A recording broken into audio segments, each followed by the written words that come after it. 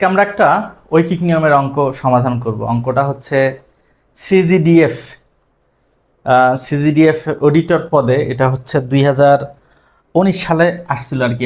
অঙ্কটাতে বলা আছে যে তিনটি ঘোড়ার দাম 5টা গরুর দামের সমান, আবার 3টে গরুর দাম 5টি গাধার দামের সমান। যদি 15টি ঘোড়ার দাম 9,000 টাকা হয়, তাহলে 10টা ঘোড়া, 10টা গাধা এবং 10টা গরুর দাম কত? তো এই অঙ্কটা যখন আমরা করব, তাহলে আমরা প্রথমে যে জিনিসটা নেব, এখানে আমাদের অঙ্কটা করতে হবে 15টি ঘোড়ার দাম 9,000 টাকা। ওখান থেকে আমরা একটা ঘোড়ার দাম বের করে নেব। তাহলে এখানে 15টি ঘোড়ার দাম কত আছে? ঘোড়ার দাম 9,000 টাকা। অতএব একটি ঘোড়ার দাম 9,000 ভাগ হচ্ছে কত? 15। তাহলে আমাদের কত হচ্ছে? 15 দিয়ে 9,000 কাটলে আমাদের হচ্ছে 600 হচ্ছে। তাহলে আমাদের 600 টাকা। ঠিক আছে? তাহলে একটা ঘোড়ার দাম আমাদের কত হচ্ছে? 600 টাকা। তো প্রথমে বলা আছে 3টা ঘোড়া সমান 5টা গরু। তাহলে একটা ঘোড়ার দাম যদি 600 টাকা হয়, তাহলে একটা ঘোড়ার দাম কত? 600 টাকা।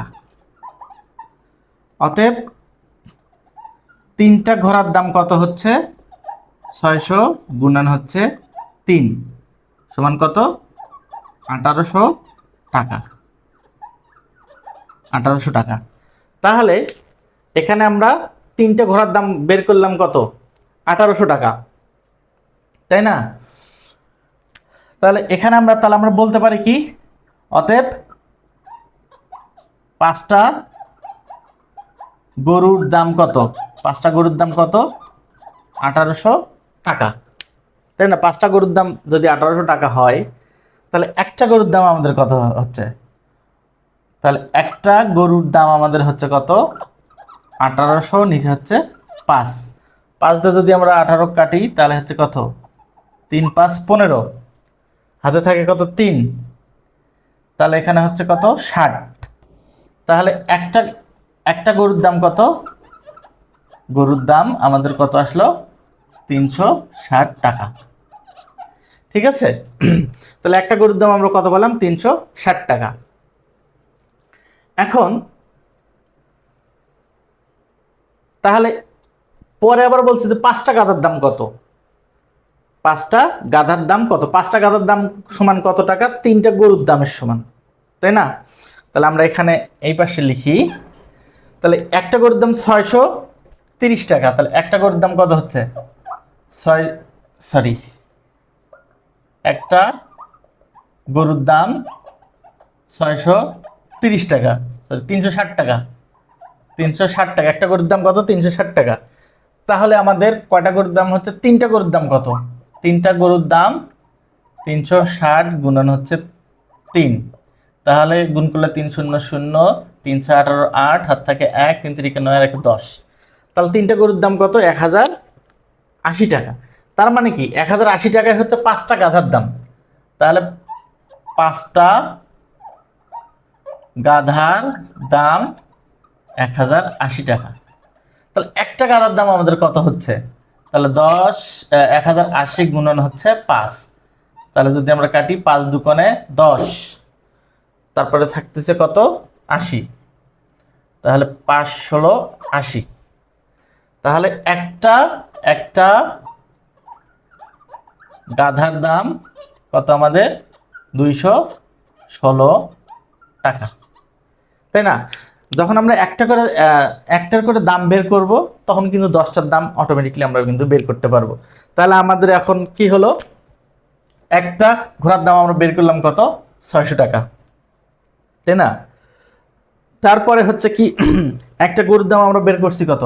একটা গরুর দাম বের করছি 360 টাকা। এখন একটা গাধার দাম বের করলাম কত? একটা গাধার দাম আমরা বের করছি হচ্ছে কত?